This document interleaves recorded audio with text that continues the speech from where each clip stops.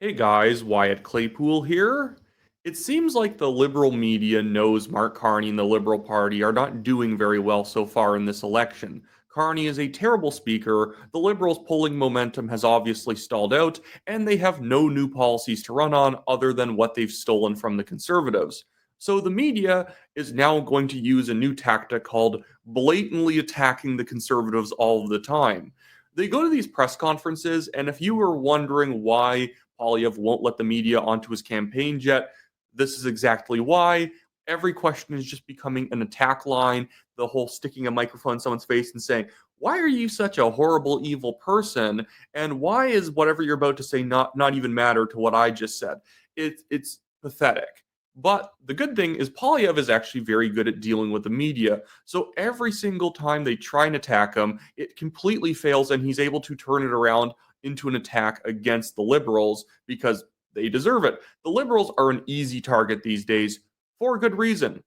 Before I get into some of these clips, I just want to remind you guys, make sure to like this video, subscribe to the channel if you're not yet a subscriber and you want to keep up with my federal election coverage, as well as leave a comment. It really helps us in the algorithm, and I do like to scroll through and see what people are saying about the topic of the day.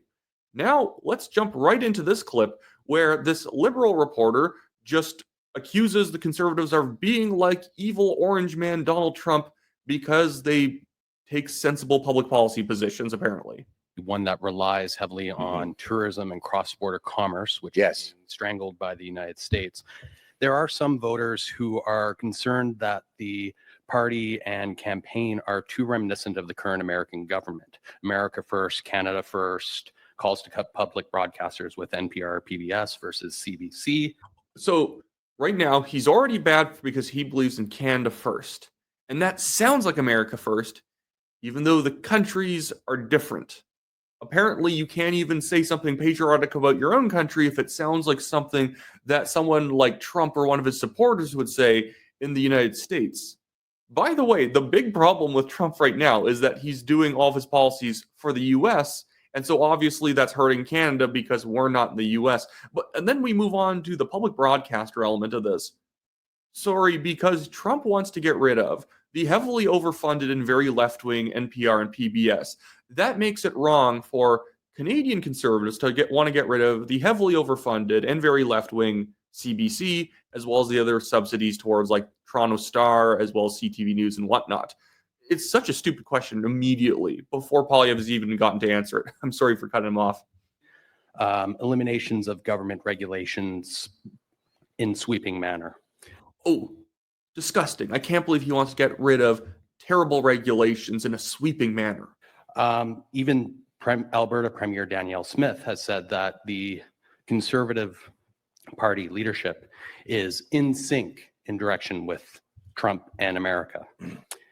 How do you address the concerns of being too closely aligned to a foreign government that is threatening Canada and is destroying its own country right now? What kind of way is that to wrap up a question? What do you say about the concerns that you're aligning yourself with people who want to blow up Canada with a nuclear bomb, and they're in fact oppressing their own people and shooting them in the back of the head? What is this? Well, your question is false. Mr. Trump has endorsed the Liberals. He said it will be easier for him if the Liberals stay in power. He said it multiple times. He said that he doesn't agree with me, he doesn't support me, and he doesn't want me to be Prime Minister of Canada. I think a lot of people have to ask themselves, why does Donald Trump want the Liberals in power for a fourth term? The answer is clear. He wants Canada to be weak. And after the lost Liberal decade, with costs and crime up and our economy down under America's thumb, we are more vulnerable and dependent than ever before. And that's why we can't give them a fourth term.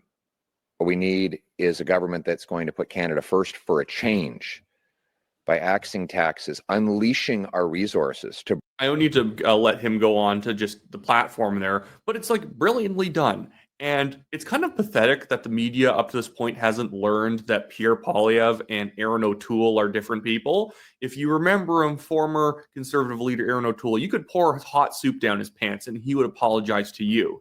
If he was asked this question, he would say, I know people have their concerns and I want to earn their trust. I'm not like Trump. And he would like deny it and he'd like defend himself. Poilievre doesn't need to defend himself. He just says that's nonsense. And then he starts attacking the Carney liberals because that's the smart thing to do. Let's move into the second example from this exact same press conference where a member of the media asked him about getting rid of Aaron Gunn, the conservative candidate for, I think, North Island Powell River, who is being attacked because 11 years ago he said something silly about Ukraine. Who cares? And then the other thing is they're saying he's a genocide denier. He's a residential school denier because he doesn't think there are 215 dead kids under the Kamloops residential school, and he doesn't think residential schools qualify as genocide because they don't. Can aspects of residential schools be really bad? Obviously. Can there be abuse? Yes, absolutely. But that doesn't make it genocide. And Poilievre does the right thing about defending Aaron Gunn. The one thing I will say before this is it's super hypocritical, me seeing so many BC conservatives like John Rusted and other like candidates and MLAs supporting Aaron Gunn, coming out to support him when they just threw MLA Dallas Brody under the bus and kicked her out of caucus for literally saying the exact same things about residential schools that Aaron Gunn said. We need to clean house provincially in BC because that party is being run by complete hypocrites in their HQ. I think a lot of BC conservative MLAs support Dallas Brody, but they're not allowed to talk because John Rusted and the team of idiots in HQ don't want them to say anything. I want to ask you about Aaron Gunn, one of your candidates here. There's been a letter sent to the party, and I'll read it in part to you, denying the impacts of residential school, accusing Gunn of denying the impacts of residential schools and the generational trauma and genocide experienced by First Nations people. There are other concerns raised about his candidacy. Local mayors have said that they don't support him and don't think he should be a conservative candidate. Do you still stand by Aaron Gunn as your candidate on the North Island? Yes, I do, and the letter is false. He has not denied the impact of residential schools. That's just misinformation. In fact, he has said that he wants to continue to condemn the residential schools and build stronger partnerships with First Nations people to unlock our resources so that we can produce. See, perfect response. It's a bit of a quiet clip, so I don't want it to play too long. But that's how you stand by your own people. You don't throw people under the bus just because it's convenient for a second. I would say that there's been a couple of candidates the Conservatives have tossed out in the last week that they really didn't have to. It would have taken a statement like that, and it'd be like, yeah, the guy said something silly 2 years ago. I'm not throwing him under the bus for that. This is so much different than why the Liberals had to get rid of Thomas Keeper or Rob La Hoya or having to get rid of Paul Chang. Those guys had done something substantially wrong or were complete political radicals in the case of Rob La Hoya, who's a communist. The thing is that Aaron Gunn, you can find things you like about him, you don't like about him. But the thing is, people should just understand that facts are facts and you can say facts. Because if you become a party where saying facts will get you thrown out, you're going to have an atmosphere of complete terror and paranoia at all times. If you're able to say factual statements and have your party HQ back you up, you are in such a better place to actually win elections. How do you think people can win ridings when they're constantly looking over their shoulders to see if their own people are going to get rid of them because a letter was sent out by the First Nations Leadership Council? The First Nations Leadership Council, by the way, is this clown organization of lefty chiefs and bands who basically use it as a bullying front group in order so that no person will ever dare question how they conduct themselves in terms of like the way that they do politics and public outreach and deal with the government. They use things like the 250 fake graves in Kamloops as a catalyst to get the government to the table to sign land deals that they have no business signing. This is why it was so foolish when the BC Conservatives, again, threw Dallas Brody under the bus. Dallas Brody even stood up in the legislature. I should play this tape someday. She stood up in the legislature to call out the FNLC and said that they should have their funding pulled from the provincial government because they get some money from the provincial government because the FNLC had written a letter saying that she should be charged, implying that she should be jailed potentially because she had said true things about residential schools and the lack of bodies. When she made that statement, dead silence from all of the BC Conservatives because Rustad and his HQ won't let them say anything. But they all come out of the woodwork to back up Aaron Gunn, as they should. But we should actually back up both of them. Doing it right in one case and not doing it right in another case doesn't mean you're a good person. It just means that you're only a good person when it's convenient to be good.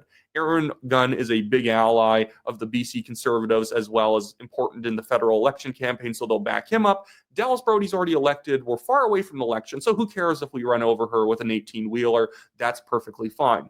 This is the aspect of politics I hate. It is the hypocrite among hypocrites who occupy positions of power in parties who do not actually back up their own people. They back up their own circles, and that is it. Anyways, so that should be it for me today, guys. Poilievre is doing a great job out there. It's really hard to underemphasize or overemphasize just how good he is at dealing with the media. I love the cartoons that always come out of this where like political cartoonists like imply he's attacking the media because he pushes back on them. Because he says, your question's based on misinformation. Oh my goodness. Is this man Stalin? He's crushing the man's dreams by, not willing to like prostrate himself in front of the media who only wants to destroy him by asking dishonest questions. Oh, I can't believe he called that reporter dumb. Like, remember that happened like several months ago? Like, I can't believe he didn't say something worse. What? Anyways, so that's it for me, guys. Like the video, subscribe to the channel, leave a comment, do all that great stuff, and I'll see you later.